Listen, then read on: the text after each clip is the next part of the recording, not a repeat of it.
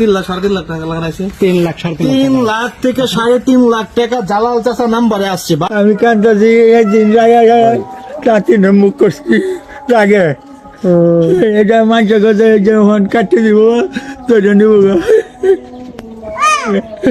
লাগে নাতি নেই আমার ভালতাছে নাতি নেই। তাহলে আপনার নাতির কোনো ই নাই, দোষ নাই? না না রাগের বশত কথাটা বলছেন। আমার বলো কাজে লাগছে পরে তারপর লাগে তোমার বউয়ের সাথে ঝগড়া কেমন লাগে তোমার? ঝগড়া হারা খালি দাদারা খালি ঝগড়া লাগে। কেন ঝগড়া লাগে? দেখবা না তুমি? কিছু আমি দেখছি না ঝগড়া তো লাগছে। পরে দুটা ভাই আছে আগে আপনার রেখাত খবর আইতো আগে হারা কাটা বিচার দিছে দাদা খারাপ খাইছে না। তুমি কি করো এখন? শুনি কৃষি কাজ করি, সকলে কাজ করে আইছি। আগে কি করতাম? আগে টাকায় থাকতাম। কোনটা বাড়ি করো? লকটা খোলো।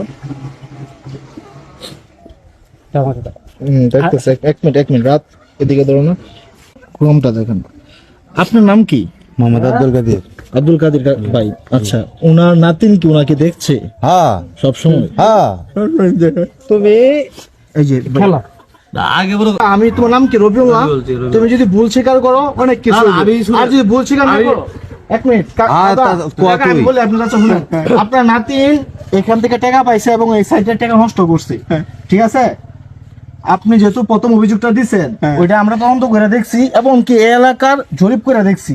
আপনার নাতিন এই বিষয়ে টাকাটা না আপনাকে দিছে, চিকিৎসা করছে, কিন্তু খরচও করতে নিজের অর্থে কিছু খরচ করছি, কিছু খরচ করছে এবং সে সাইডও খেলছে, এমন তথ্য আমার কাছে আছে, ঠিক আছে?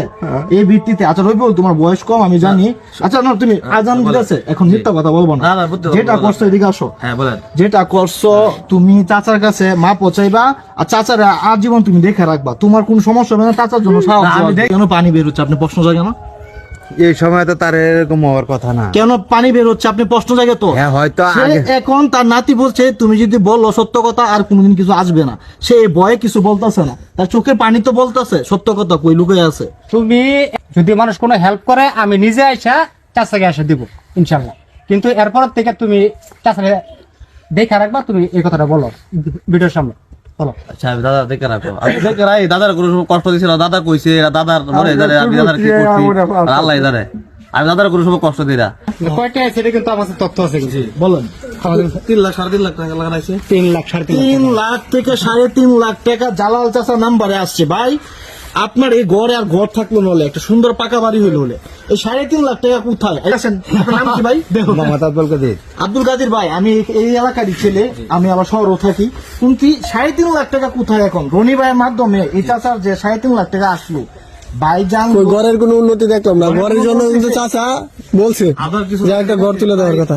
দাদার হাতে আব্বার হাতে দিয়েছে 1,20,000 টাকা, দাদা গোটা রিয়ে দিয়েছে। তারা 2 লাখ টাকা আমার যেটা তো কাছে তার জামা 2 লাখ টাকা দিয়ে দিয়েছে। আপনি ঘর তুলেন না কেন? আপনি ঘর তুলবেন, আপনি সব চিকিৎসা হবে, ঠিক আছে? আর আপনি কোনো জায়গায় যাবেন, আপনি বাড়িতে থাকবেন, যাই নামাজ তো শুরু করে আপনি সব নামাজ পড়বেন। ভাই যেহেতু জানেন কি করছে, উনি নিজের বিকাশ নাম্বার না দিয়া আপনি নাতিনের নাম্বার দিছে। উনি তো চাইতে পারতে পারতো নিজের নাম্বারটা দিয়ে আপনার আবার বারবার ভিডিও বানাবেন। ওই মানুষই তো লোক না, ঠিক আছে? আপনার